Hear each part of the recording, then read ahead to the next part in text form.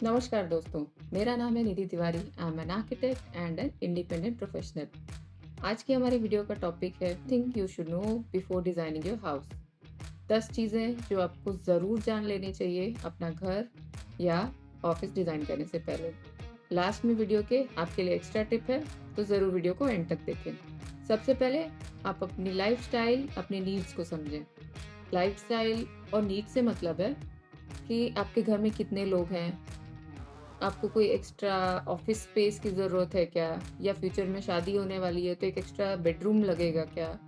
अगर ज़्यादा गेस्ट आते हैं तो डाइनिंग रूम बड़ा चाहिए, या कोई अगर आप लोगों को मूवीज़ देखना पसंद है, पूरी फैमिली मिलके मूवीज़ देखते हैं, तो मूवी रूम चाहिए आपको, या फिर अगर बहुत सारी गैदरिंग्स होती हैं तो किचन बड़ा चाहिए। हर फैमिली की कुछ अलग नीड्स होती हैं। तो ये नीड्स अपने घर वालों के साथ बैठ के डिस्कस कर लेनी चाहिए और डिसाइड कर लेना चाहिए कि क्या-क्या चीज़ें हैं जो बिल्कुल मैंडेटरी हैं आपके लिए, जो आपको चाहिए ही चाहिए। और वो लिस्ट जिस पे आप एडजस्ट भी कर सकते हैं। आपको पता होना चाहिए कि कौन से रूम्स आपको सबसे बड़े चाहिए और कौन से रूम छोटे भी रख सकते हैं। आपकी टॉप प्रायोरिटीज़ क्लियर होनी चाहिए। दूसरे पॉइंट की तरफ चलते हैं। आपको अपना बजट पहले ज़रूर डिसाइड कर लेना चाहिए। अगर आपको समझ नहीं आ रहा कि आप बजट कैसे डिसाइड करें, तो आप किसी आर्किटेक्ट से मिल सकते हैं, कॉन्ट्रैक्टर से मिल सकते हैं, या फिर आप मार्केट में जाके भी एक्सप्लोर कर सकते हैं कि किस मटेरियल का क्या दाम चल रहा है, क्या प्राइस चल रहा है। तो उस हिसाब से आपको थोड़ा आइडिया आ जाएगा कि आपका घर या ऑफिस किस रेंज में बन पाएगा। तो हमेशा बजट सबसे पहले डिसाइड करें, क्योंकि अगर आप बजट नहीं डिसाइड करेंगे तो आपको पता नहीं चलेगा, आपका बहुत सारा पैसा इसमें जा सकता है, क्योंकि इंटीरियर की या आर्किटेक्चर की चीज़ें महँगी भी आती हैं, सस्ती भी आती हैं। तो डिपेंड करता है, जो चीज़ें ज़्यादा ज़रूरी होंगी वो आप हाई क्वालिटी की यूज़ कर सकते हैं, और जो चीज़ें बहुत ज़्यादा ज़रूरी ना हो वो आप थोड़ी मीडियम क्वालिटी की भी यूज़ कर सकते हैं। तो इसलिए बजट बहुत ज़्यादा ज़रूरी है डिसाइड करना। अगर बजट पहले से डिसाइड रहता है और बजट से ऊपर जा रहा होता है, तो हम कुछ चीज़ें बदल भी सकते हैं, कुछ मटेरियल्स बीच बाद में बदल भी सकते हैं। जैसे अगर पत्थर है तो उसकी जगह हम टाइल यूज़ कर सकते हैं, कोई और चीज़ें यूज़ कर सकते हैं। तो इसलिए बजट डिसाइड करना बहुत ज़रूरी है। थर्ड पॉइंट है डिटरमिन योर स्टाइल। आप अपने स्टाइल के बारे में सोचें कि आपको कैसा एलिवेशन चाहिए अपने घर का, फ्रंट से कैसा दिखना चाहिए आपका घर, या फिर इंटीरियर में कैसा होना चाहिए। अगर कॉन्ट्रैक्टर ने आपको कुछ भी सजेस्ट कर दिया और आपने हाँ कर दी बट बाद में आपको अच्छा नहीं लगा, तो ऐसी चीज़ों से बचने के लिए हम ये कर सकते हैं कि तो हम पहले से डिज़ाइन करवा लें। ये आप कैसे डिसाइड कर सकते हैं? आप फ़ोटोज़ देख सकते हैं ऑनलाइन, जिसमें एक टाइप की कुछ चीज़ें अगर आपको पसंद आ रही हैं तो वो आपका स्टाइल है। स्टाइल डिफरेंट टाइप के होते हैं, modern, traditional, classic, contemporary, luxurious. तो आप उसको देख के अपने डिज़ाइनर को, आर्किटेक्ट को या इंटीरियर डिज़ाइनर को बता सकते हैं कि आपको इस टाइप का घर पसंद आएगा। क्योंकि ऐसा ज़रूरी नहीं है कि जो वो सजेस्ट करें या आपका कॉन्ट्रैक्टर कुछ सजेस्ट करे वो आपको पसंद ही आए। तो कोई कन्फ्यूज़न ना हो, इसलिए आप अपने हिसाब से अपना स्टाइल, अपना डिज़ाइन पहले से डिटरमिन कर लें। चौथा पॉइंट है नेचुरल लाइट और वेंटिलेशन।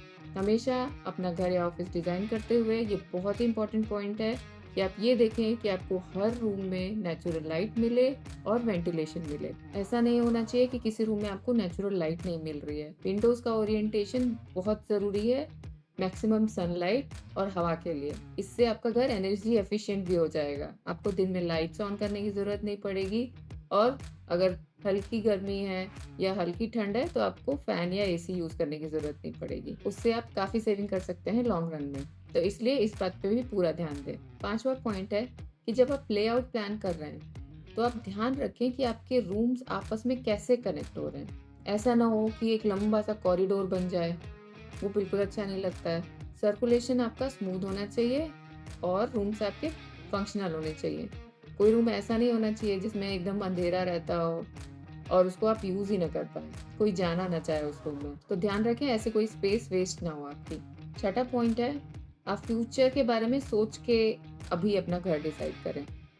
लेट्स से हो सकता है आपका बच्चा थोड़ा बड़ा होने वाला हो, तो उसको स्टडी रूम की अलग से ज़रूरत पड़े, या आपका बच्चा ऑलरेडी ऑफ़िस में काम करता है तो उसे एक ऑफ़िस स्पेस की ज़रूरत हो, या फिर हो सकता है एक एक्स्ट्रा बेडरूम की ज़रूरत आ जाए फ्यूचर में।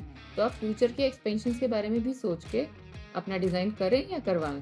सातवां पॉइंट है plan the sufficient storage plan करें अपने घर में। स्टोरेज कभी भी ज़्यादा नहीं होता है। स्टोरेज के बारे में सोचें। हर रूम में एक अपना पर्सनल स्टोरेज दें। इनबिल्ट स्टोरेजेस बहुत अच्छे रहते हैं, उनसे काफ़ी सेविंग होती है स्पेस की। इनबिल्ट स्टोरेजेस आप स्टेयर के नीचे भी बना सकते हैं, या कहीं पे कुछ आगे पीछे है दीवार या कॉलम आ रहा है बीच में, तो आप 2 कॉलम्स और कॉलम या दीवार के बीच में कुछ स्टोरेज बना सकते हैं।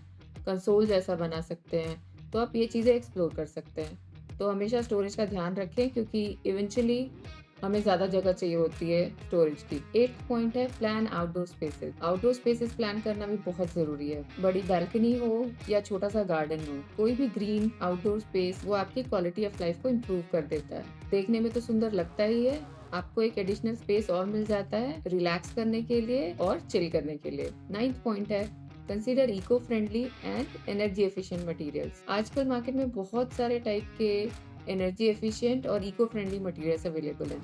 इको फ्रेंडली मटेरियल्स में डिफरेंट टाइप की ब्रिक्स आ जाती हैं, कंक्रीट ब्लॉक्स आ जाते हैं जिनको आप ब्रिक्स की जगह यूज़ कर सकते हैं। आप सोलर पैनल्स इंस्टॉल करवा सकते हैं, उसकी वायरिंग आप पहले से करवा सकते हैं। इस तरीके से लॉन्ग रन में ये काफ़ी पैसे की भी बचत करता है। 10th पॉइंट है कंसीडर हायरिंग एन आर्किटेक्ट। आपको एक आर्किटेक्ट हायर करने के बारे में ज़रूर सोचना चाहिए। क्यों सोचना चाहिए? क्योंकि अगर आप आर्किटेक्ट हायर करते हैं तो वो आपकी नीड्स, फंक्शनैलिटी, आपके लाइफ़स्टाइल को समझ के उसके अकॉर्डिंग आपको क्रिएटिव डिज़ाइंस दे सकता है। दूसरी चीज़, वो आपको किसी भी प्रॉब्लम के लिए बहुत ही क्रिएटिव आइडियाज़ दे सकता है। कोई भी डिज़ाइन एरर्स को वो अवॉइड कर सकता है। आपको बजट में रहने में हेल्प कर सकता है और आपको बेस्ट फिनिशेज़ और मटीरियल सजेस्ट कर सकता है। तो एक अच्छा डिज़ाइन डेफ़िनेटली एक प्रॉफ़िटेबल इन्वेस्टमेंट है। तो आपको एक आर्किटेक्ट हायर करने के बारे में ज़रूर सोचना चाहिए। 11th पॉइंट है प्लान द टेक्नोलॉजी इंटीग्रेशन।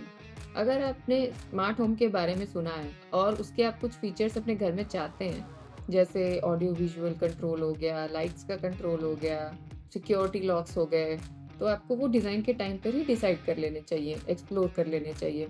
अगर अभी तक आप ये वीडियो देख रहे हैं तो प्लीज़ आपको साइड में एक बटन दिख रहा होगा सब्सक्राइब का, उसे अभी प्रेस करें। तो प्लीज़ मुझे मोटिवेट करने के लिए आप सब्सक्राइब का बटन अभी क्लिक करें और बेल आइकन आप प्रेस कर सकते हैं नोटिफिकेशंस के लिए।